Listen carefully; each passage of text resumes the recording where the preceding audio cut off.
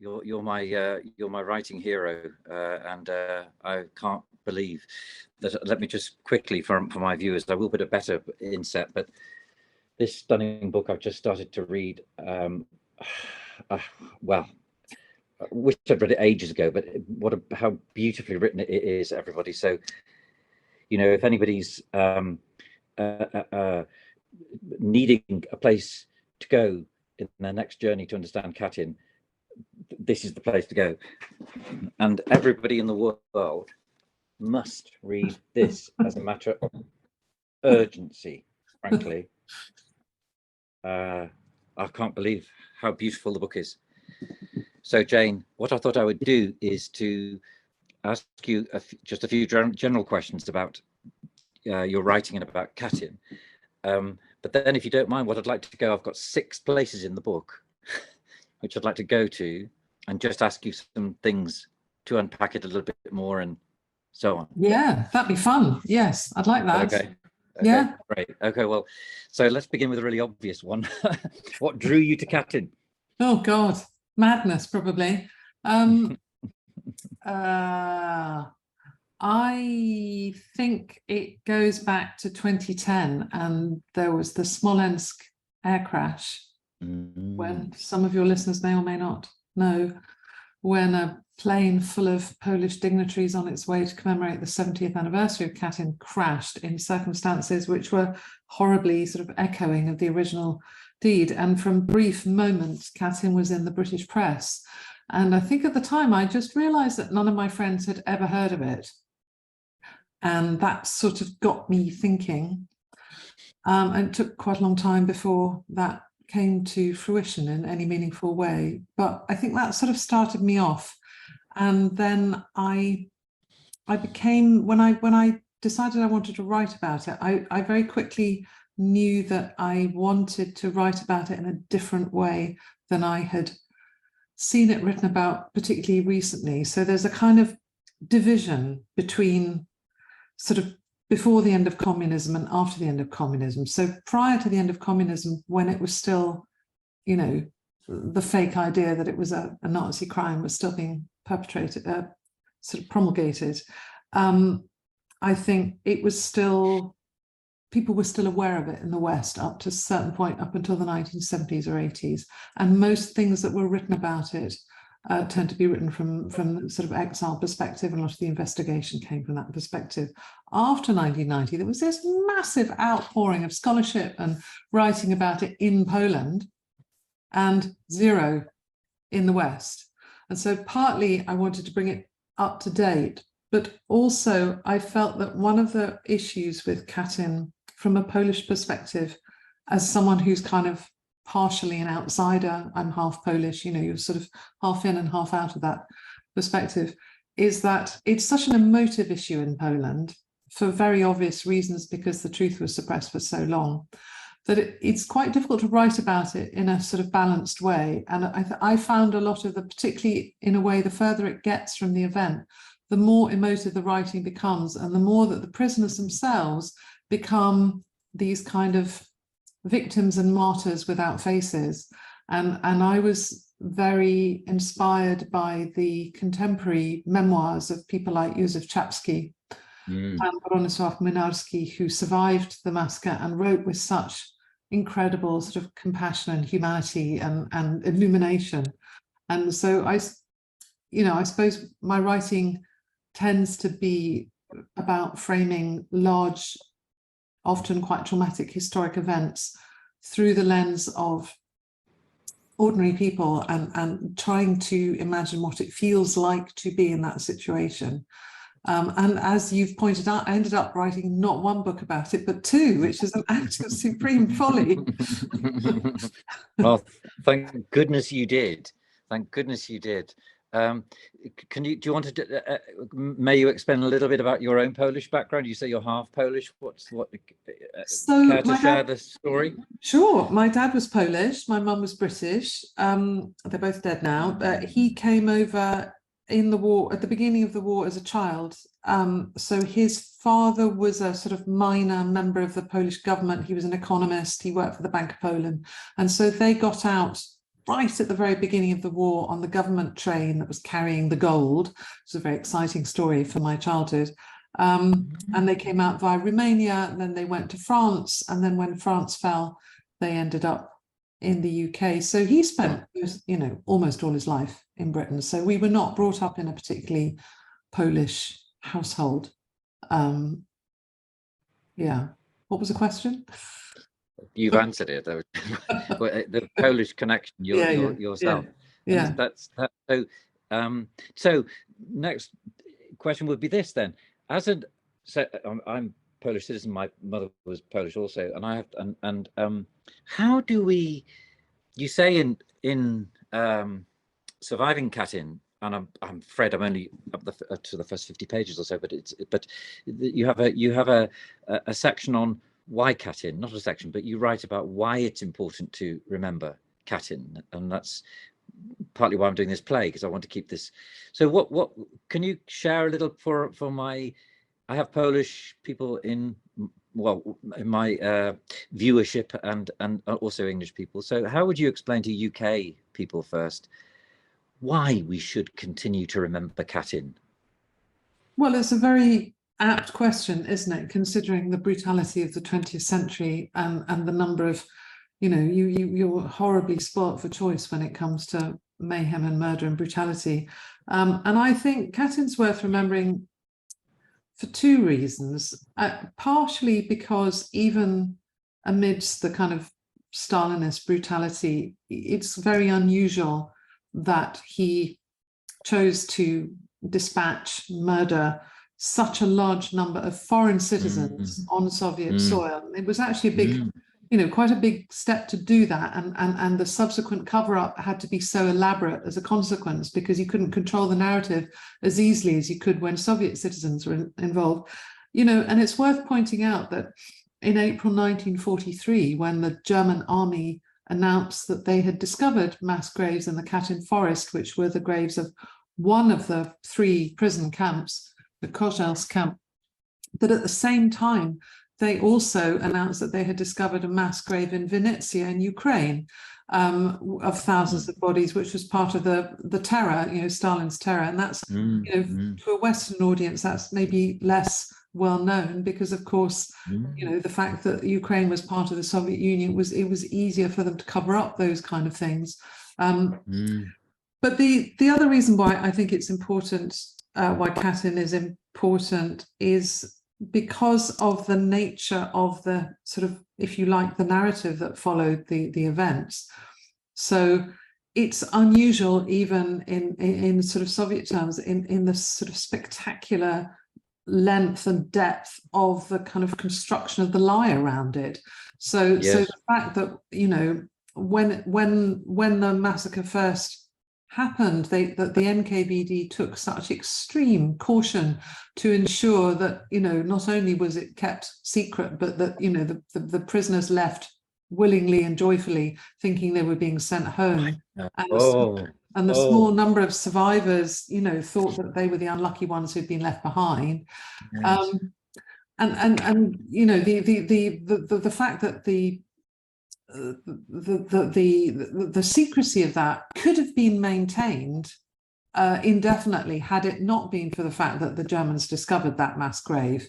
And when they discovered that mass grave, it put everything in an international light of publicity, which forced the NKVD and subsequently the KGB to pursue an alternative fake narrative with such dedication and such, you know, methods that sadly are incredibly familiar even today. You know, when you look at Putin's Russia and the methods that have been used over the recent years to obscure stories or, you know, create fake narratives.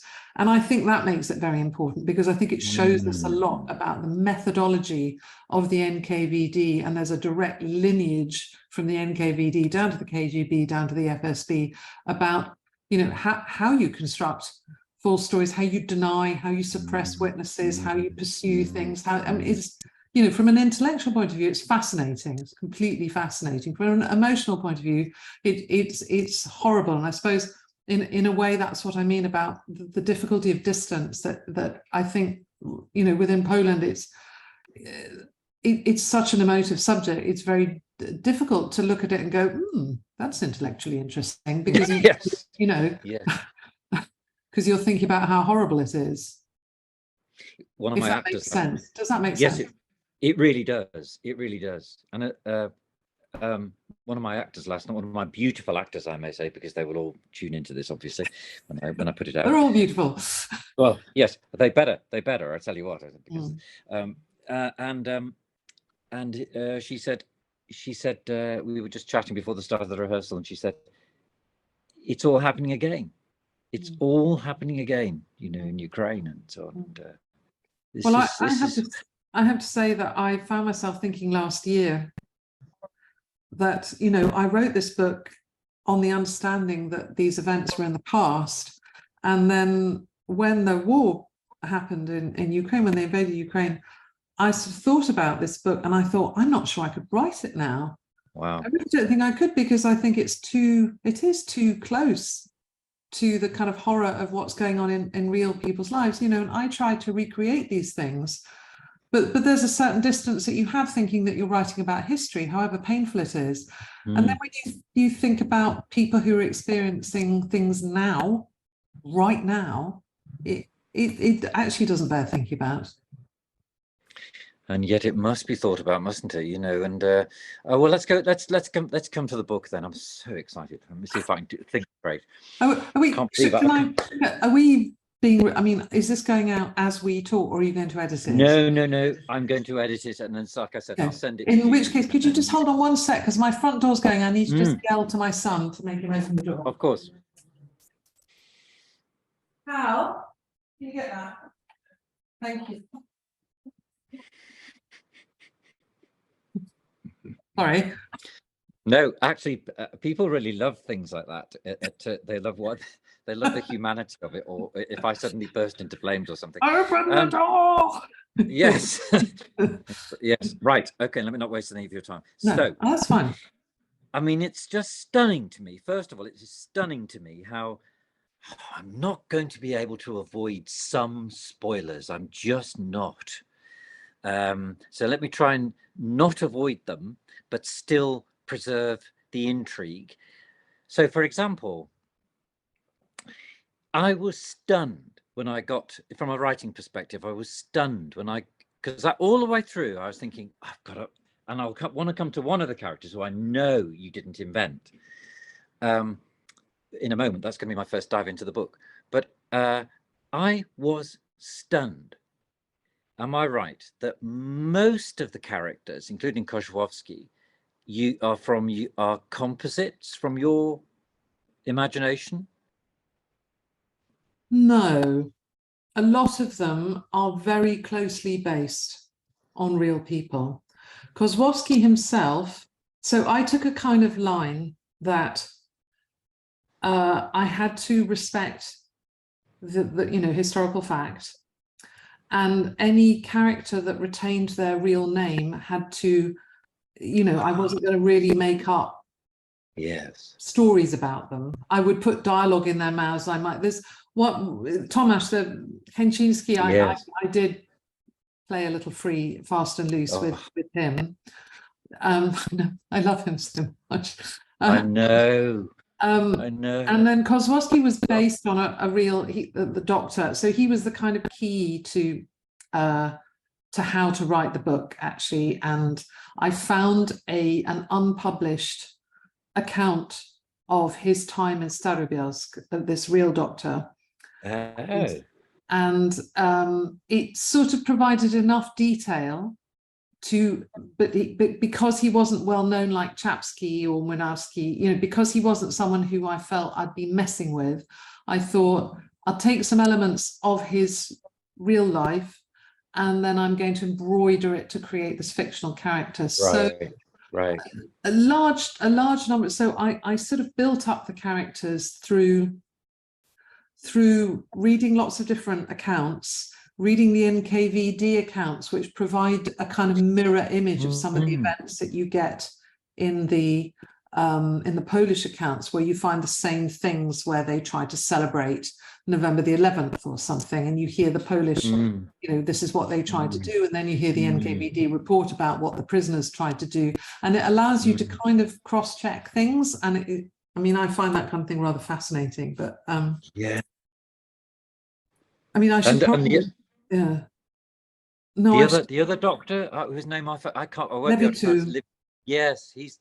He was real. He was real. Yeah. Amazing man. Yes. I mean, there were so many, especially Starobielsk. More has been written about Kozelsk than Starobielsk, and yet I found so many really fascinating accounts of Starobielsk. And actually, it's a long time since I've spoken about these kind of minutiae of it. Most people ask me about the bigger political story, but actually it was the characters that just completely obsessed me for so long, because I just felt I wanted them to live again. I felt that one of the sad things about Katyn, and with time, I suppose that's what I meant when I said earlier that there is this sort of tendency that they become these kind of faceless martyrs who can't have any faults because they're victims. And I felt that what was so delightful about them was that they were fully fledged human beings, and they were pompous, and they argued, and they, and they had senses of humor. And just, I cannot tell you how much time I spent in my mind in their world. It must have been, I can't imagine the degree to which you must have been so cautious when you were writing about, for instance, things like that, the way in which the personalities got on or didn't get on, or were vying with each other, or even bickering with each other in the camp. How cautious you must have been about getting into that imaginative world. Oh, it was hard. It was really hard work. And I should say that probably the fact that I've written 2 books is in some ways an admission of failure, because what I set out to do originally was I really wanted to write a sort of narrative non-fiction book that would, that you could read as if you were reading a novel, but that would be non-fiction. And I couldn't. This one. Well, that everybody read it. That's it does read. I mean, it's beautiful to read. It does read novelistically almost in the bits I've read. I say you can't put it down. So why have I not finished it? But I only started it yesterday. So it's quite heavy going. I mean, it's a much. No, it's not at all. It's a serious work of histories in a way. So I mean, the novel allowed me to explore lots of different things, and it allowed me to take the perspective, of one man. And so. But at the end of it, having, I love that cover. At the end of it, having taken the perspective of one man, I had all the rest of the story that I hadn't been able to tell that would take you outside of that perspective. And when I pitched another project to my agent, and he said, "No, I'm not really interested in that, but I would quite like a non-fiction book about Katyn." And I went, "Oh, I'm your person. I can do this. I've done so much research." And of course, it was a massive amount of extra research, huge. I mean, I've lived with this subject for quite some time now, but yeah. So creating the characters is a really, really important part, and trying to fictionalize. So actually, when I wrote the bit that was hardest to write as fiction was the camp. So in a way, the further I got away from documented experience, the freer I felt to invent. Oh, right. So when we're in London and, those bits, I was much freer. And actually, I found a lot of pleasure, which I hadn't really expected, about bringing aspects of things that I knew from my own upbringing that came into it. And, West London, I was brought up in West London. So the fact that they're all in South Kensington and Earl's Court. And but I really enjoyed writing that, because that's where I'm from, Chiswick, Hammersmith. I was, right. And my father used to talk about these kind of cafes and places, and they're still there, many of them now. Right. Whereas the camp was really hard, because I sort of felt like I had to be respectful, but at the same time, you have to move away from. I'm sure you know this with what you're doing, that you can't be sort of weighed down by being too respectful, because then you just make bad art. Oh, I'm so glad to hear you say that. Anyway, I won't talk about me. I'll talk about. So now into the book we go. Yeah. What I thought I would do is to go to how many have I got here? 1, 2, 3, 4, 5, 6, 7. We won't get through all 7, I'm sure, but 7 places I cried. Oh, But bless you. well, 7. I should say 7 of the places I cried. And I'm picturing you sitting reading this with tears pouring out. There are cheerful bits. Well, there are very funny bits too, but necessarily because you do have this beautiful balance between the awful tragedy of it, and because it's very easy, I suspect, to well, blah blah. Anyway, right. So the first bit is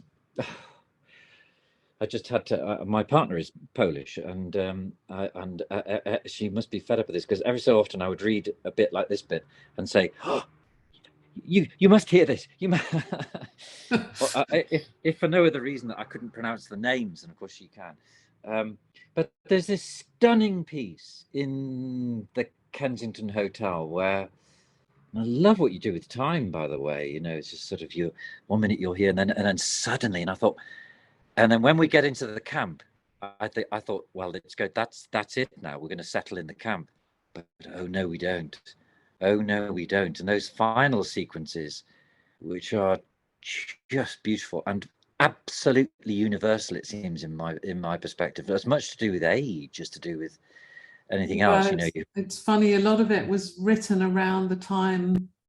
When was I writing it? So my father died in 2012. So I was writing it just a few years after that, and so there were a lot of experiences of care homes and hospitals that were very fresh in my mind at that time. And about yeah, I get it. I mean, I can't be too. One of my pieces is obvious. There were about 6 places I blubbed up at the end. So, but I've just chosen one. So tell us a little bit about this piece in. Where Kozłowski looks through he turns again to look through the pane of glass. So that's Stanisław Swieniewicz. Oh, God, thank you so much. The economist who is the last man to see his fellow prisoners from Kozelsk alive. And he gives his evidence, as you say in the paragraph before that. He wears I'm not sure I can do it. He wears a large paper bag over his head, with holes in it for his eyes and mouth. He gesticulates animatedly, the brown bag moving from side to side as he addresses his audience. And then you say at the bottom of it, or you know, the character asks, as Kozłowski asks, as I was asking, why has he got the bag on his head? Oh, tell us about that detail and the significance of that moment. Well, you will find in the surviving Katyn book, you will find a whole chapter about Swieniewicz escape from Russia, which is a story in itself, and obviously not one that could be told in the novel because it was not part of the character's perspective. But it's an extraordinary story, and I mean, if you know you're into drama, it's one of the most dramatic and fascinating of the whole thing. So when he was in Kozelsk camp, he came from what's now called Vilno, and he was he was sort of politically, where my family from, yes. Right. So he was politically active before the war, and as an economist and someone who had written about the Soviet economy and about the German economy before the war. When he went into Kozelsk camp, he was worried about being identified, so he gave a false name initially. And it wasn't until sort of February or March 1940 that somebody let slip by accident and his real name was revealed to the camp commandant. And he was brought in for interrogation. And then when they were all taken off on a transport, and he was with a group of, you know, however many, I can't remember, 100 or so fellow prisoners, he went with them as far as the siding in the forest where the train stopped. And then suddenly someone turned up he noticed that all the files that were being handed over were one color and his was a different color. And someone came and ordered that he be taken aside, and he was pulled off the train. And so he saw his fellow prisoners this was the kind of last moment of their journey. Obviously, he didn't know that. He was taken off, and he was taken off first to an NKVD prison in Smolensk, where he was the only prisoner there, and he was quite well looked after, but it was all very mysterious. And then he was taken to Moscow, to the Lubyanka, and he was interrogated and accused of being a spy.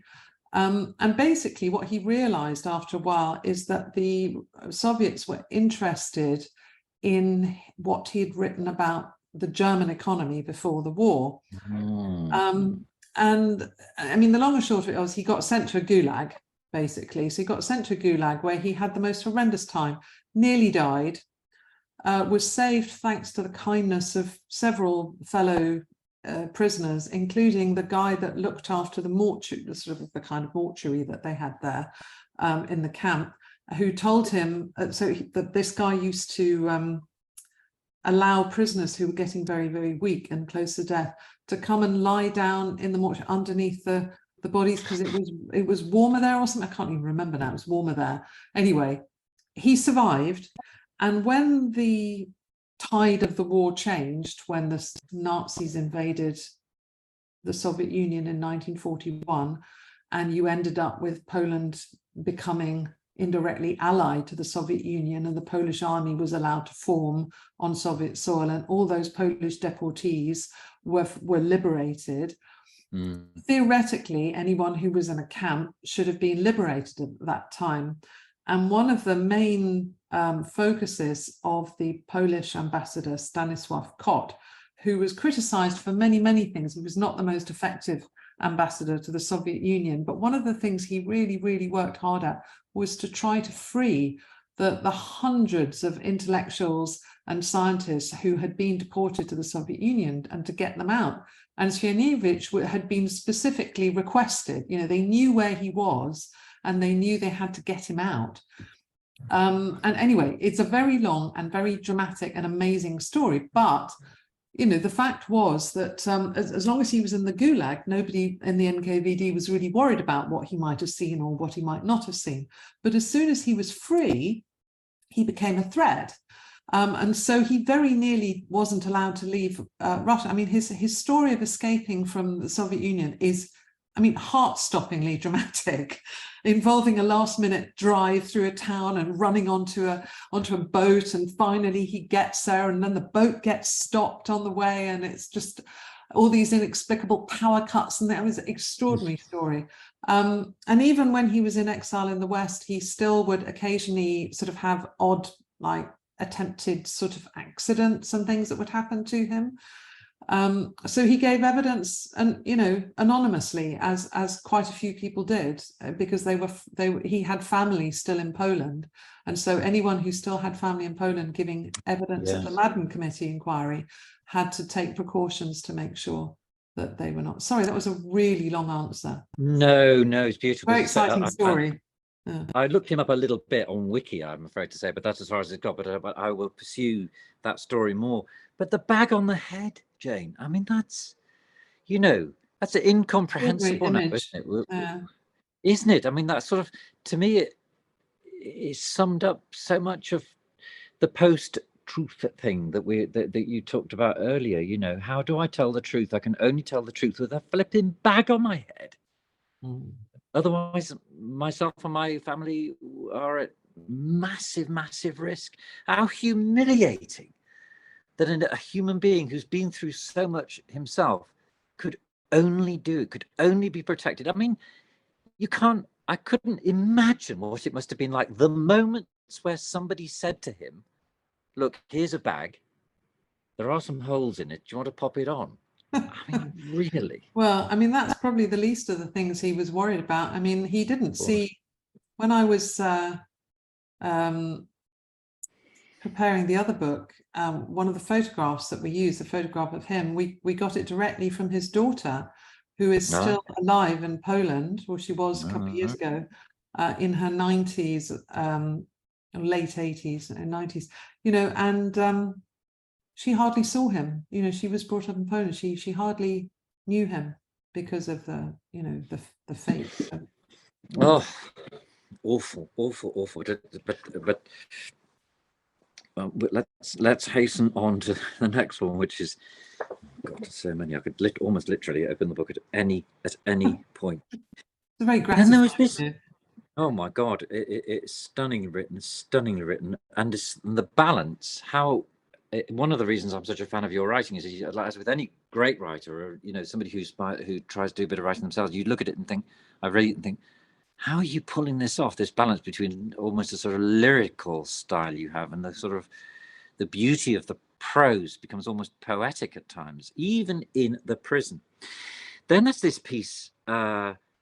This is another piece I read out to Magda, my partner, and I said, God, can you imagine? Can you imagine?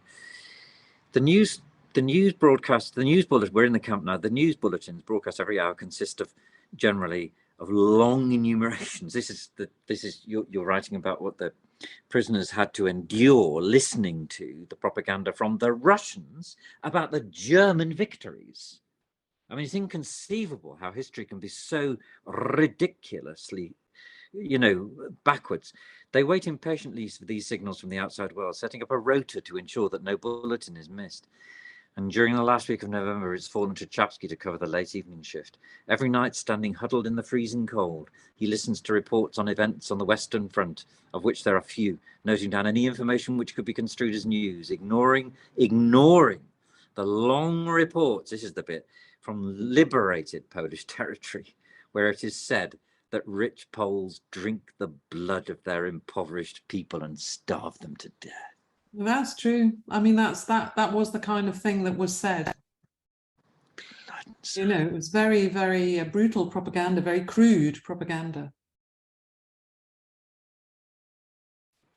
I think you've just frozen.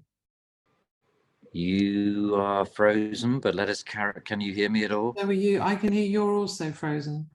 It'll be an internet wobble. I can hear you. I can hear you. So carry on. I can hear you. Yeah. It'll catch up. Yeah, hopefully. So yes, tell us about this.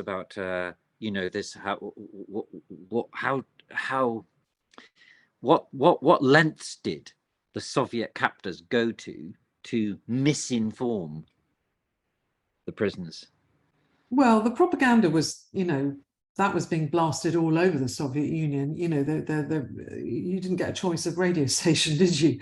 So that was just sort of par for the course. But in the NKVD documents, you find orders for the number of loudspeakers that they want and where they're going to put them around the camp, and then the hours of the day that they're going to blast this stuff at them. And so it was a very conscious method of making sure that it was sort of in their ears from dawn till dusk and longer.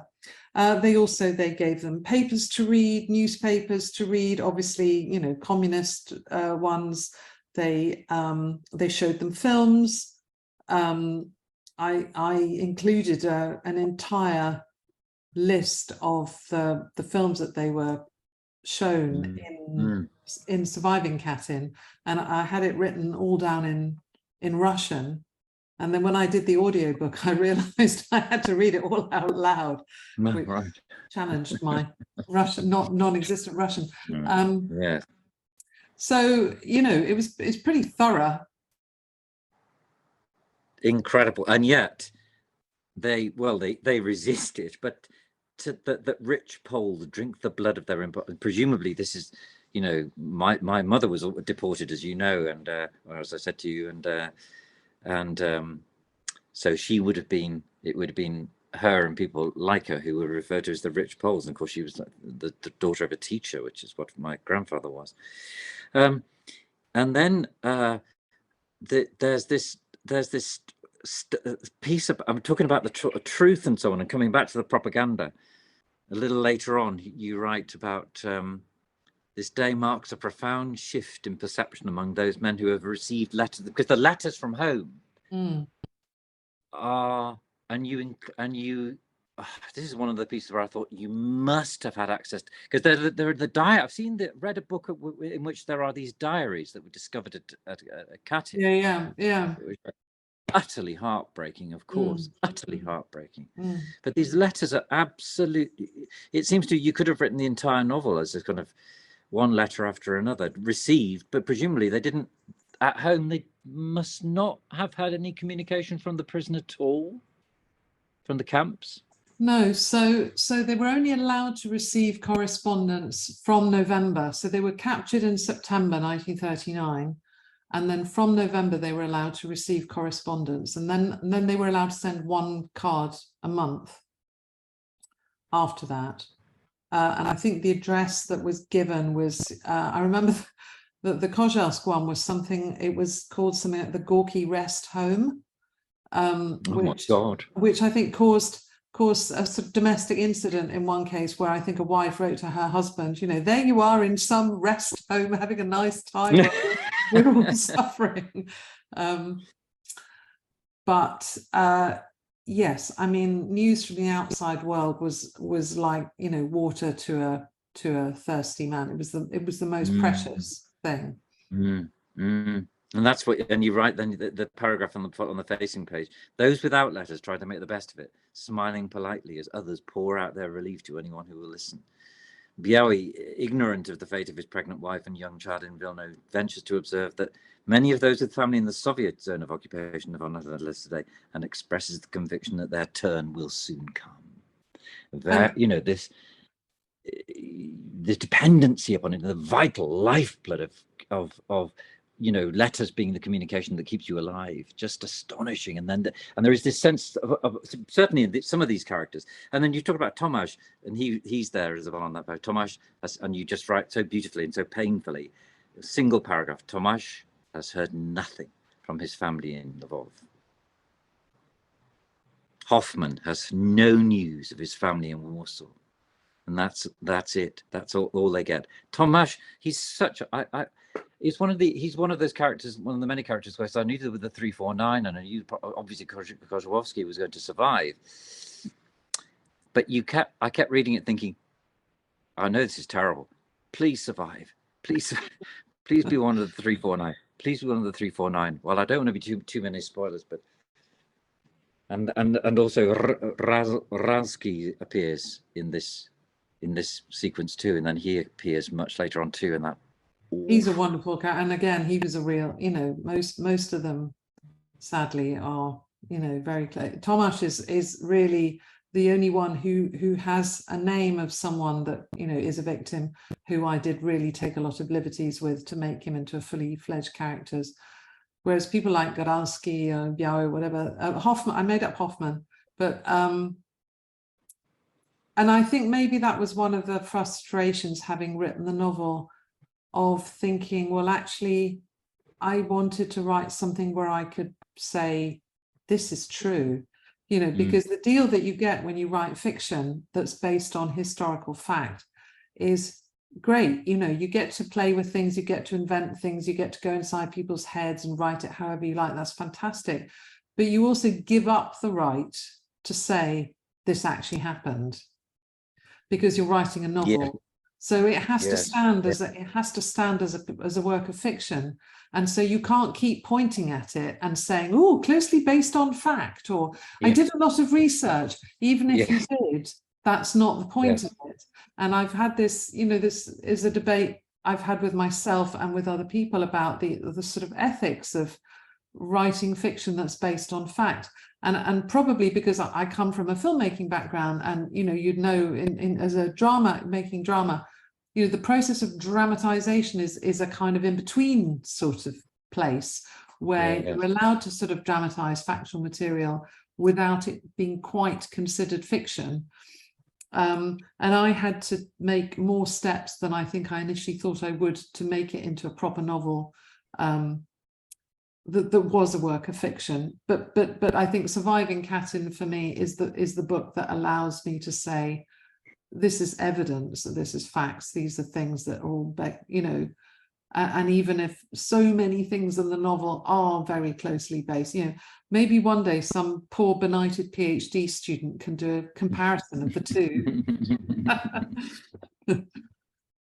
And the next piece I want to go to is, maybe, I mean, the two of them, I mean, the thing is, even the fact of Katyn and the facts of any, you know, massacre of committed by a state or even an individual upon somebody else are so stupendously ridiculous in many ways that the separation between fact and fiction almost makes no sense, because you can't believe anything. You can't believe these things happened, and yet they did. A flood of information. You write this. Your style is just so. It must have been so hard to keep this, to keep your anger. What comes across is anger, but it must have been so hard to keep your anger at bay, and yet you do. In this, and there's this. Oh, I could choose anywhere, but on this piece here, I want to come onto the letter in a minute. This letter from Hanke. Did you write this letter from Hanke, or is that oh yeah, that's all invented. Hanke's completely finished. Is it? Mm. Blinking heck. It is just incredible. The reason I'm writing, as I'm sure you will guess, concerns Tomasz. I recently received a death certificate for him dated April 1940 with his place of death given as Kharkov, Ukraine.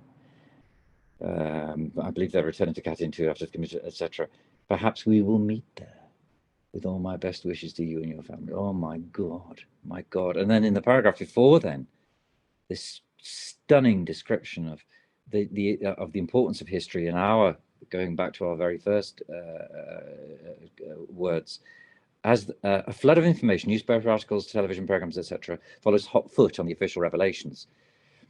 As the boot that has held down a nation's memories, if I'm just paying tribute to your writing, if I may, Jane, as the boot that has held down a nation's memories is finally lifted.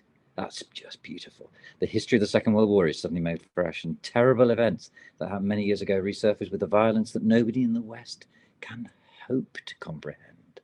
And then this, the skeletons of Western Europe are clean picked and sanitized.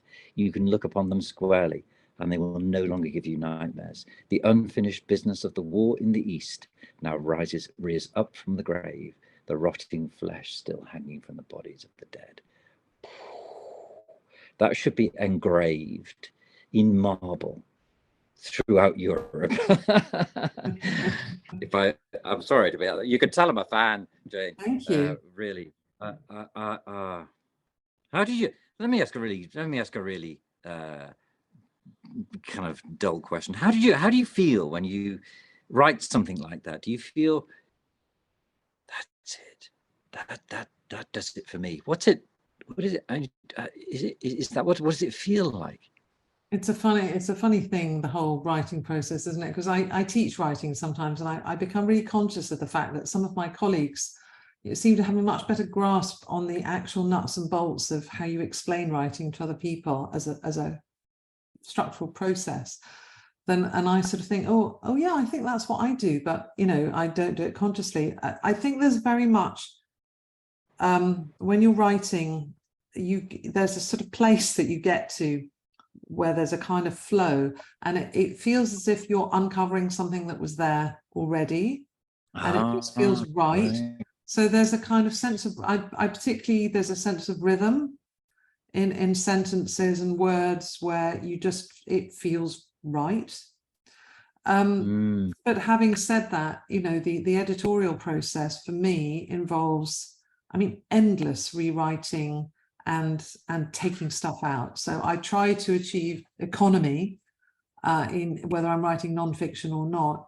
I try to achieve economy, but my first draft will look like a horrendous, repetitive, baggy old load of rubbish. And you have to, experience tells you not to give up yet.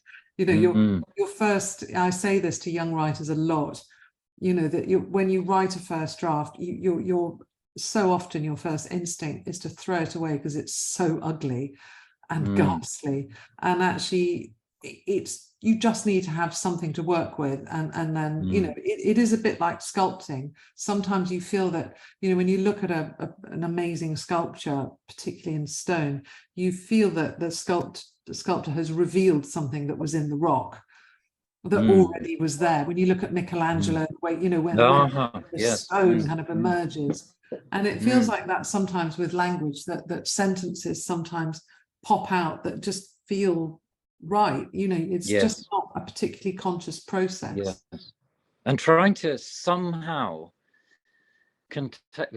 because the sort of hyperbolic nature of the violence itself is so appalling. How do you I suppose one of the ways in which you've done it is get into the camp and meet the ordinary people who have come from they haven't come from entirely diverse backgrounds. But there is this episode, I can't find it now, where you write about the separation of and the officers, am I right, they kind of wave goodbye to the non-officers, the kind of the soldiers are set free. Yes, there's a moment where I don't know how you wrote it without breaking down, where it's like a sort of selection process, like a sort of Auschwitz ramp moment, where people are left but right. Yeah, but I think this is part of my point. It's a really important thing to remember. So I in both the books, actually, I try to write very much from the perspective of being in the story as it happens. So that the characters that you're portraying, whether you're portraying them fictionally or as a work of history, it's about looking from their perspective in that moment in time without the benefit of future knowledge. And I think one of the things, I think this is what I meant when people write about Katyn, is it's so coloured by what happened next, that colours your depiction of what these people are experiencing. But you have to remember that when they were in these were not death camps. This was not like arriving in Auschwitz. It wasn't quite Colditz either. No, somewhere in between. Right. They were prisoners of war. It was, it was unpleasant and uncomfortable, but they were not beaten and they had no expectation of dying. So you're not going to think about it in these incredibly emotive terms. And I think if you layer on too much emotion, other people can't digest it. And so you have to hold back to allow things to unfold. And that's part, when I first wrote that novel, I think the agent that I was with at the time sent it to a publisher and said, it's about the Katyn massacre. And I met him afterwards and he said, but it's not about the Katyn massacre. It's about this guy Kozłowski and what happens to him and his perspective. And that's actually very true, that the actual massacre, it's not really a spoiler to say this, is actually not part of it. It's about someone who survives. And so he never sees it. The people who survived didn't know that they'd survived for a very long time. And they didn't, sorry, my window's just spontaneously opened. And so I think that's a really important thing to remember and to bear in mind, because otherwise you end up with something with kind of gloomy mood music the whole way through, and then you just want to give up. And people were constantly asking me when I was writing it, they're saying, oh God, don't you get depressed writing about it? Sounds really gloomy what you're writing about. And I would say, no, not at all, because I was totally absorbed in writing about their lives. And in a way, writing the novel to me was an act of resurrection. It was about these men's lives. And actually, that's what the whole book is about. It's an act of resurrection for Tomasz and all the others, to allow them to be full human beings in all their glory. And that, in a way, is the act of defiance towards the killing, is, look, these people are real. These people are real. They existed. They're alive in this book. Yes. Whereas when I wrote Surviving Katyn, the non-fiction book, I have to say, I found that not just the weight of the research and doing most of it in Polish, which was hard work as well for me. Yeah. But just actually the subject matter did really get to me in a way that it never did when I was writing the novel. I'm sure. That's very interesting. Yes. So that takes me to the next piece, which has this beautifully poignant balance between what you're saying, the kind of hope and the desperate sadness of it. Where again, I'm not going to be able to do the names as such, but he meets this Vasilevna, Dr. Vasilevna. What's all this laughter, Dr. Vasilevna? Get down to work instead of wasting time with these Poles. Yes, Dr. Yegorov. But there has been this moment just prior to that. He unbuttons his shirt, shamefully conscious of his filthy body. The red marks of the lice have bitten him. They have not allowed us to bathe. She places the stethoscope on his chest, the cold metal sending a shiver across his skin. Her hair smells of shampoo and a clean, fresh scent that makes him long to stand under a hot shower until the memory of this camp, with all its dirt and filth, has been washed away. And that's one of many, many moments you write about, like the talks and the laughter and the lectures that they give one another, which I know, I've read about also in other places, but one doesn't read in the research, of course, apart from the diaries, which, as I mentioned, have these, what was taken from them, the buttons and their very personal belongings that were taken from them as they were taken up into the forest, or as you write about in Kharkov. But that piece about, I'm assuming, is that's solely from your imagination, this moment where this woman says, because the woman whose hair smells of shampoo. She's a real character. So is she? She's a real character, and I think so. I built a character based on a comment that someone made about her, or something, a line somewhere, and there was a mention of her being more sympathetic than the other doctor, who was horrible, and the fact that possibly, I think she had a grandfather or something who had been Polish or something. So she was kind. She was the only one who was quite kind. And now I'm conscious of time, because I didn't say I said I wouldn't take more than 40 minutes from him. Yeah. I really have taken a lot longer than that. Can you give me a few more minutes? Of course. Okay. Well, let's go. Let's go to there's this awful bit where, and yet, I think we'll have to go there to my final three moments of tears, and here, well, Kharkov, really, we better go there. But it's not just about Kharkov. It's about him and his. Yeah, oh my goodness me. This piece about him, it's never, well, I'm inferring that Kozłowski's age brings with it kind of age-related illnesses, but nevertheless, you write about it in a way that is profoundly beautiful, if I may say. Kozłowski stands in a clearing in the forest. It is late spring. I'm not going to be able to do it. The sound of birdsong echoes among the trees. Above him, a brilliant blue sky. He's waiting for something or someone. He's not precisely sure what or whom, but he's content to stand in this pleasant spot, his eyes taking in the tiny flowers which carpet the forest floor, his face feeling the gentle warmth of the sun, his bare feet touching the black soil under the fresh spring grass. And I'll better do the final paragraph of this bit. There is just one thing left to do. Now that he has the proof he's always said he needed, the order given, the exact description of what occurred, he must picture it. I'm taking us back to my very first question about the significance of it. He cannot remember it because he was not there, but he went on, and they did not. And this is the piece that hammer blowed me. In order to reach the end, he must imagine it. He must imagine it. I mean, that's what you're doing. It seems to me is that you're without battering the readers over the head or anything. You're saying, this is what I'm inferring. We must remember this. But he's in a place. What's going on here then? He's in a place that, what for you? It doesn't. I suppose in a sense, it doesn't matter what's going on for you, does it? I think it's really that he's a man who spent his whole adult life repressing this absence, this silence that's been in his memory. That I think that the thing that really fascinated me was to think, what is the effect on a man to survive something that you don't know what you've survived?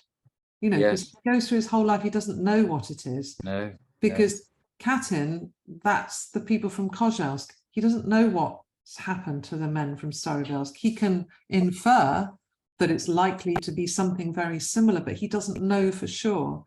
and it's and his inability to come to terms with what has happened to Tomasz and his friends is what makes his life what it is, his adult life, his life in exile. And as he approaches death, he has to finally accept the fact that Tomasz is dead, and he has to, because he now knows how it happened, because he's read about it, he feels he has to visualize it in order to bring both of their stories to a close. And that's our job, isn't it? When people say to me, well, why are you writing this play about it? Why that paragraph for me that's an answer to it, to me. Why are we remembering it? Not simply because we want to make ourselves sad, but because we want to stand.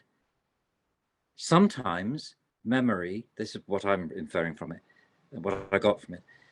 Sometimes memory takes us to a clearing in the forest where it's late spring and the sound of birdsong echoes among the trees, you know, and we can feel. A novel or history can take us to a place where our feet can touch the forest floor and our face can feel the gentle warmth of the sun. Not just see the, because you're not writing about the beauty of any kind of execution experience. You're writing about, it seems to me, in a sense, it doesn't matter whether it matters to you, whether it means this to you, the significance and beauty of memory.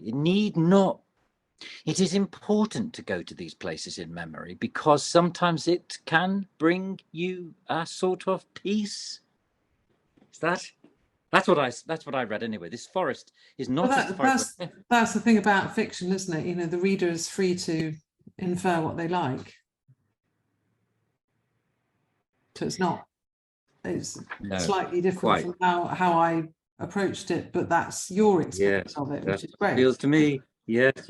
And then the very, very last one. I won't do the very last page. Obviously, that would be spoiling it. But readers, when you get to the last page, you will be blown away, and you have to have lots of people to phone and to talk to. But it is.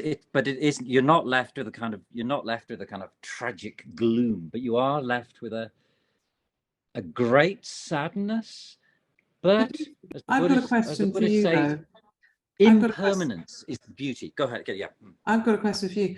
Do you think it has any similar kind of resonance if you're not connected to Poland? I don't know, because I am, and I do. But I do from the sense of, I mean, when my grandfather, as I think I wrote to you, I only just found out last year, in fact, because we had my newly found cousin, who I also discovered only last year, found a document that, she's always had it, but she said, do you want to see it? Where my great-grandfather wrote to the Leader prison governor to say, what have you done with my son? Because he disappeared in 1940. And I wondered whether he'd been murdered actually in the forest, but he's not on any of the memorials. And the prison governor in Leader writes back to my great-grandfather to say, well, he isn't in Leader, but he was imprisoned there in 1940, but he's gone to Minsk. Right. And thereafter, nothing. So he could, because obviously the Belarusian side of it is the one side where they haven't really been able to get a list of names yet, because Lukashenko is still there, and so the archives are not accessible. But it's possible that they might eventually be able to turn up his name.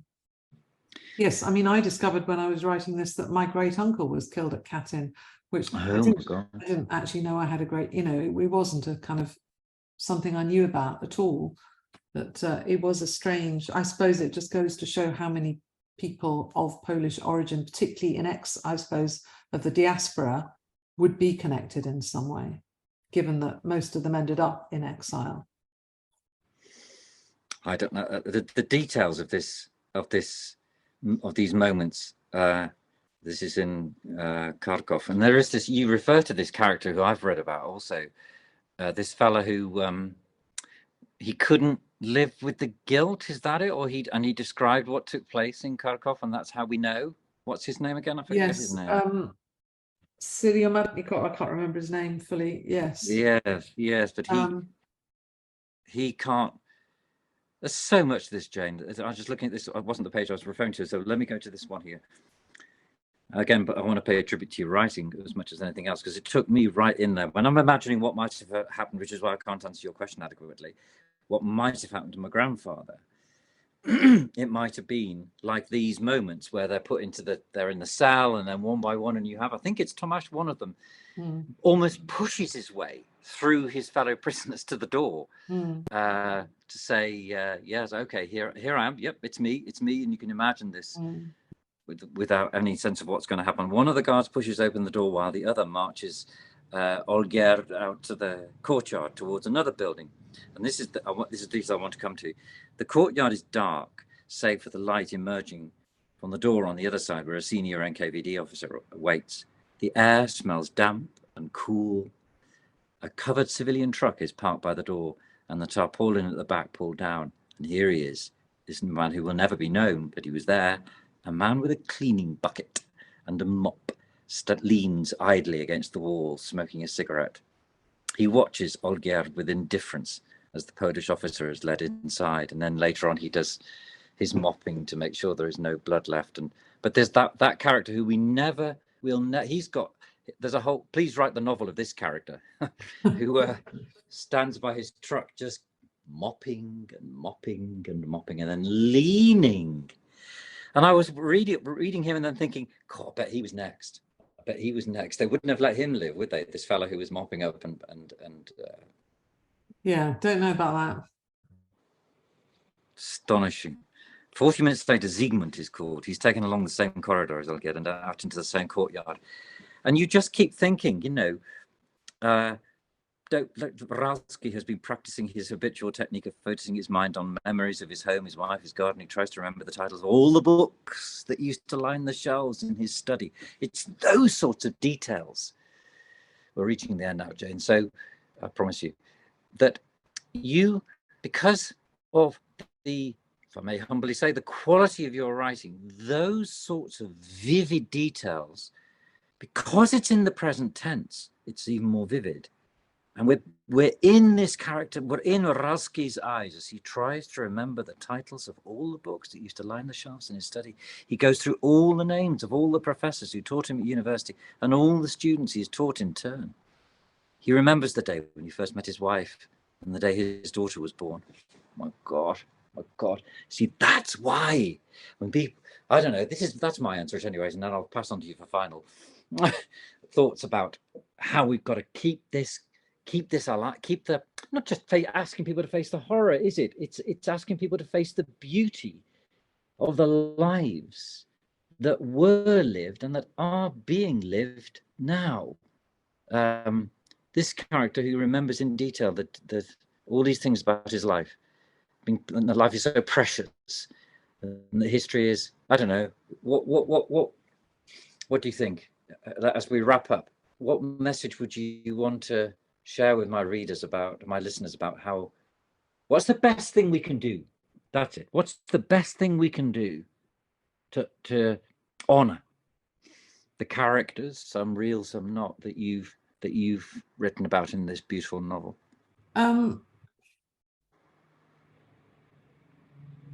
I think it's a tricky one. I think I always hesitate to give anyone a prescription for anything, really. But I think it's just important to try to allow these people to be who they were, to allow them to be full characters with faults and desires, and to allow their humanity to fully express itself, rather than putting them on a pedestal and saying, because you were murdered, you're a saint. But to remember them as, as human beings with all that implies. And I think that's the most honest and compassionate thing that one can do. And I think I would also urge anyone to read Joseph Chapsky's memoirs. Yes. Or indeed the far less well-known and very sadly out of print Bronisław Młynarski's account. And actually those two men were the kind of greatest inspiration to me. And I think one of the problems when you approach a massive historic event like this as somebody who comes from a different generation is that, for me, the most powerful accounts, and it's the same with the Holocaust as well, that when I remember I used to read a lot around it, and the most powerful accounts come from very close to it, you know, first-hand experience. You can't, you know, get more potent than that. And I felt that I spent a long time struggling with how to write about it when you can't write in the first person, you know, when you weren't there. So how do you bear witness to something which you're not part of, and without making it kind of over emotional and mawkish, but to bring it to life?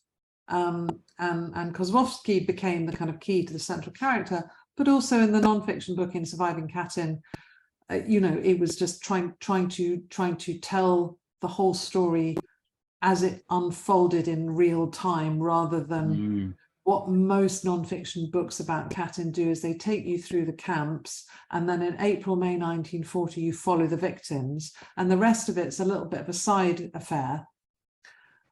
So it's all about the death.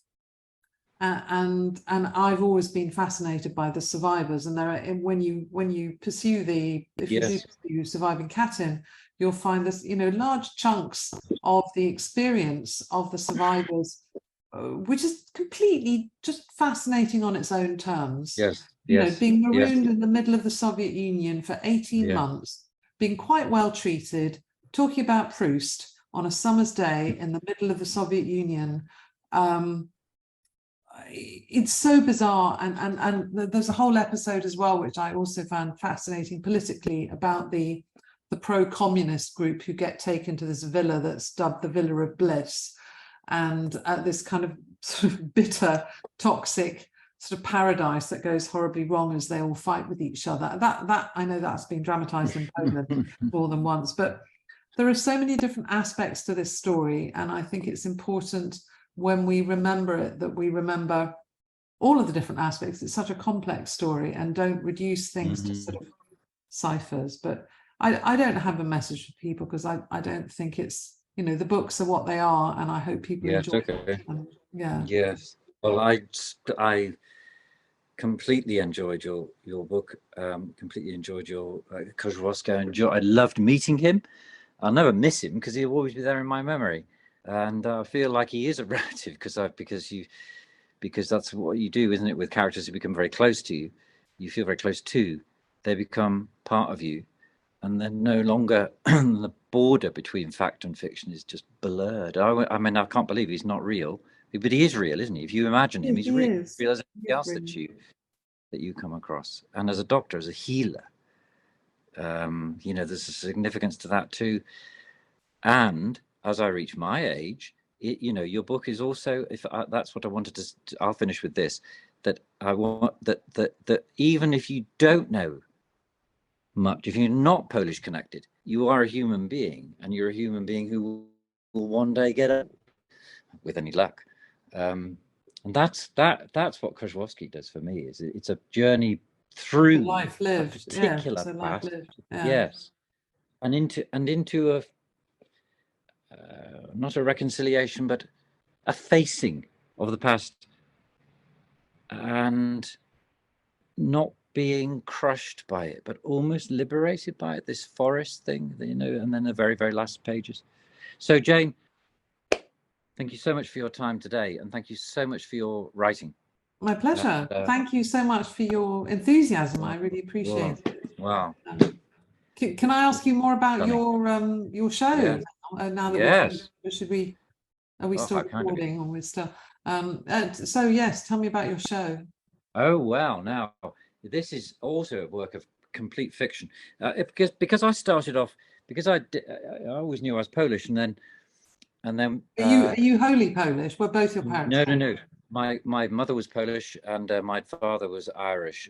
Oh, okay. And my mother Isa Masewicz, my mother, as I say, she lived near Vilna. She lived in Bianyakoni, which is now in Belarus, and she was deported with her mother to Kazakhstan. I think I know where. Then she was deported. Then they went with the children, and her mother went as a teacher to Balakadi and Valavadi, and then Uganda, and then here.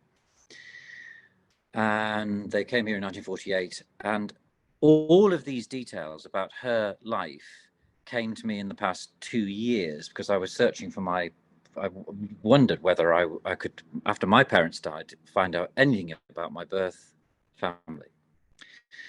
And the journey still goes on.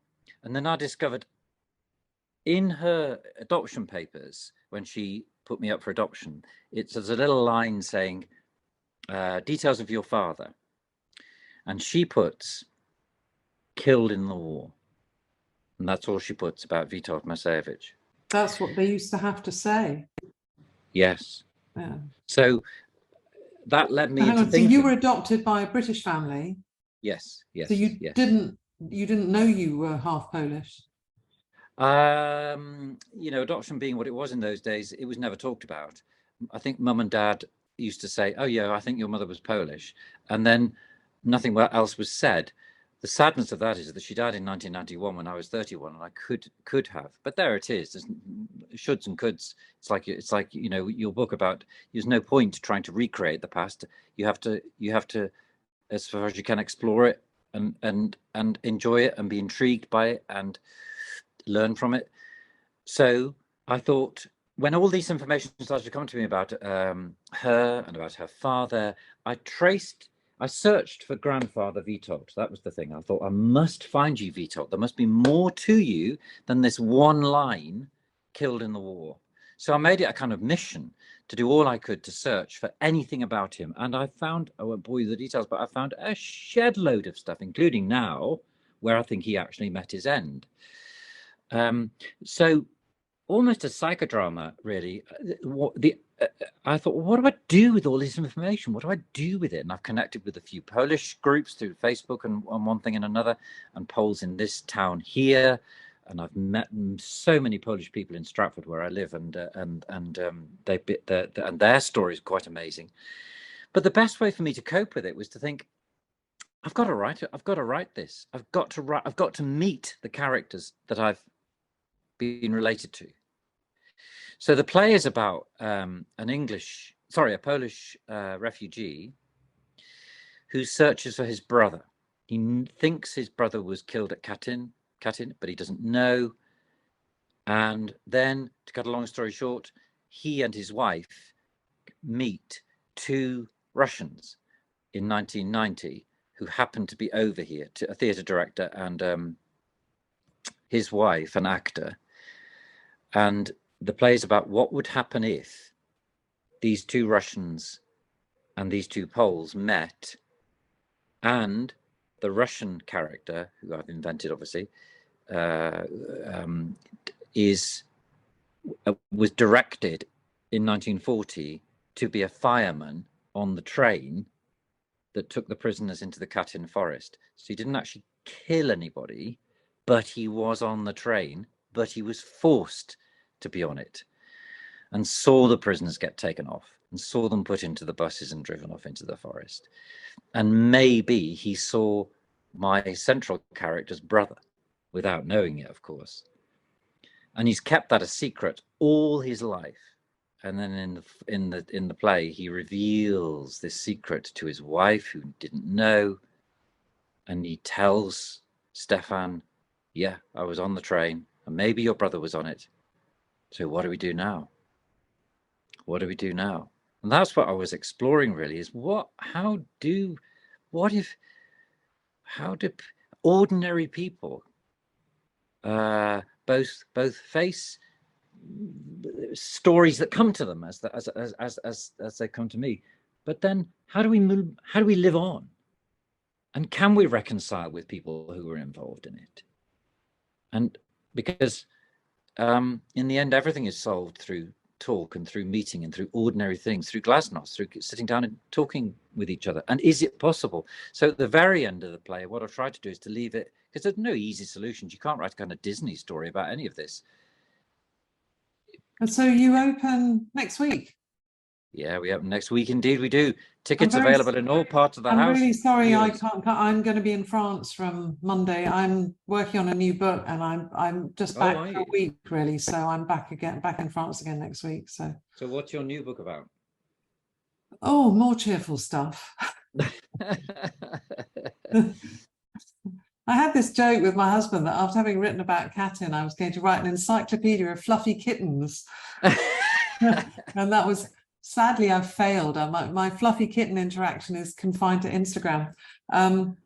It's provisionally called Hotel Exile. It's about three groups of people who are all connected to a single building in Paris called Hotel Lutetia. This is a non-fiction work, but it's kind of literary non-fiction. And this Hotel Lutetia is the only luxury hotel on the left bank of Paris. And in between 1933 and 1945, these three groups of people who are all sort of connected to each other indirectly. So the first group is our German anti-Nazis who ended up in exile in Paris, who used to meet at the hotel to try and form a sort of Popular Front government. The second group is the Abwehr, who were, the Nazis requisitioned the hotel during the war, and it was the headquarters of the Abwehr, which is the military intelligence.